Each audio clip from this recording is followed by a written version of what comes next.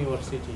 Vaishnava Hridayam Krishnam Vrindavana Viharinam Sri Radha Ramanam Vande Gopala Bhattanandanam Namah Sri Radha Krishnabhyam Namo Guru Janebhyah.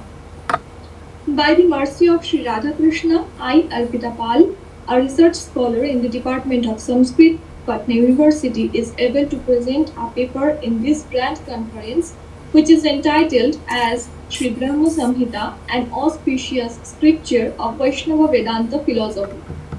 Sri Krishna, the supreme entity and sweetest Lord of the world, whose effulgence and brilliancy are scattered in every single aspect of the galaxy, he bestows and showers blessings always upon devotees to take them towards his spiritual abode, Goloka Vrindavana.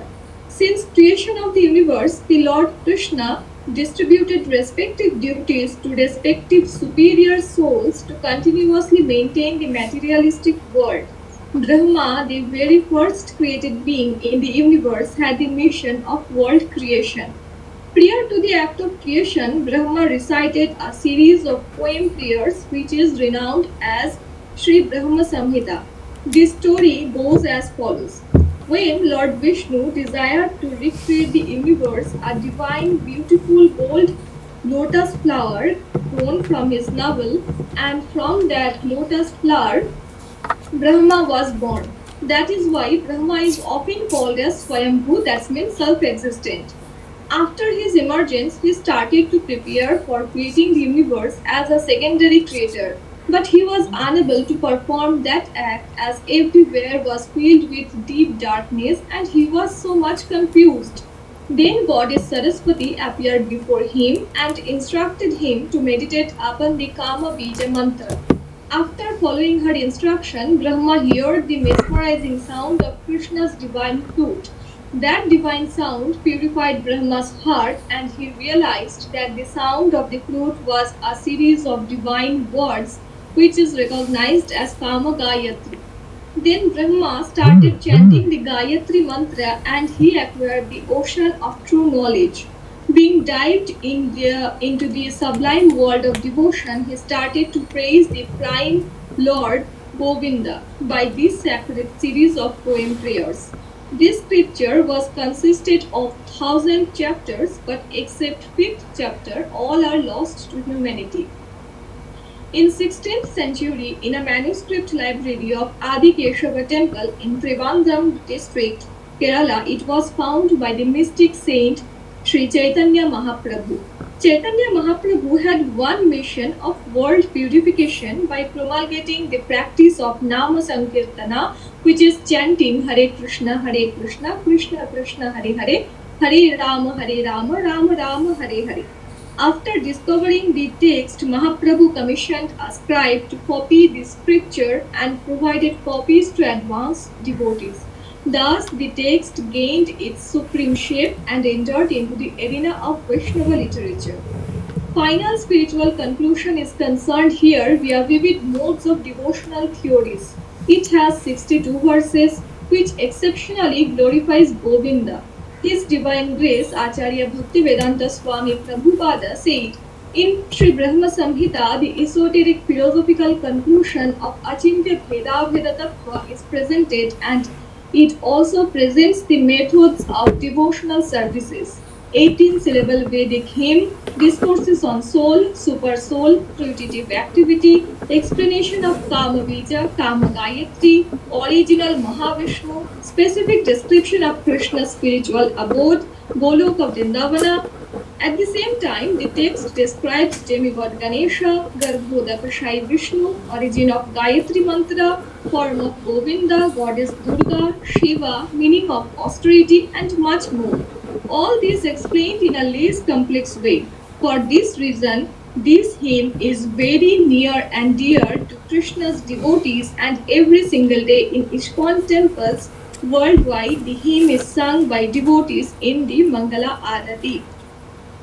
In the time of Mangala Arati, the first verse of the scripture defines Krishna's worshipable position. Krishna indeed is the supreme Godhead, controller of the universe, who is also known as Govinda. He is Satchidananda, eternal absolute knowledge and absolute bliss. His name, form, attribution, pastimes, all are eternal. He is the origin of all, but he himself has no origin. And again, he is the prime cause of all causes. Ishvaraha Paramaha Krishnaha Satchidananda Vigraha Anadiradir Govindaha Sarva Karana Karana. In Bhagavatam, Shukadeva Goswami instructed that other incarnations are either plenary portions or portions of the plenary portions of the Lord. But Lord Krishna is the original personality of Godhead. Ete chamshakalaha pumsaha krishnastu bhagavan swayam. In Srimad Bhagavad Gita, Krishna affirms this saying, Dharma samsthapanarthaya sambhavami yuge yuge. From second verse to fifth verse, a description of Krishna's holy abode, which is Gokula, is given. That transcendental station of Krishna has thousands of petals. The core of that thousand-petaled flower is his own home. This super excellent abode is eternal and manifested from just a portion of the infinite. That world of the transcendental flower is a hexagonal figure which is Govinda's residence. Like a diamond, the effulgent supreme godhead Krishna resides at the center point. The Kama Bija mantra, consisting of 18 letters, it is manifested in that hexagonal figure with six-fold divisions.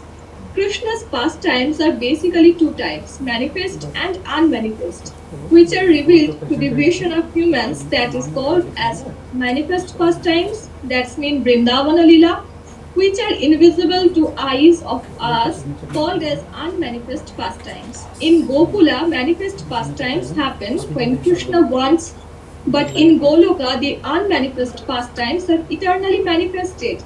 Goloka is the highest transcendental manifestation of higher transcendental glories than Gokula.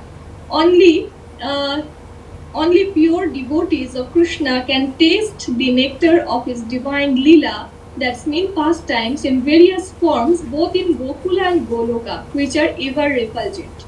The core of that divine golden flower, Goloka, is the abode of Krishna, and the petals of it is the residences of gopis who are Krishna's own essence. Those petals shines beautifully, and the extended leaves of it are the spiritual garden-like abode of Srimati Radharani, who is Krishna's Ladini Shakti. That is how a delicate description of Krishna's spiritual abode is given in this scripture. Verse number 29 to 55 is the prayer stanzas. Last lines of the every verse are same, and that is Govindamadi Purusham Tamaham Bhajami. I worship Govinda, the primeval Lord. These 26 verses delimits Krishna's eternal qualities. Along with that, the Durga entity, Shiva entity, Vishnu entity is also described here. The pure devotees sees Shyama Sundara Krishna in their own heart with the eye of devotion tinged with absolute love. Premanjana Churita Bhakti Vilochanena Santaha Sadaiva Hridayeshu Vilokayanti Yam Shyama Sundaram Achintya Gunaswarupam Govindamadi Purusham Tamaham Bhajami. After Brahma's prayer recitation, Lord taught him the final conclusion about devotion.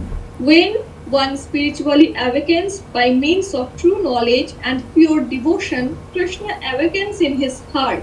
That devotion can be developed by constant virtuous practices, and by constant practice and service, a devotee can attain prema bhakti.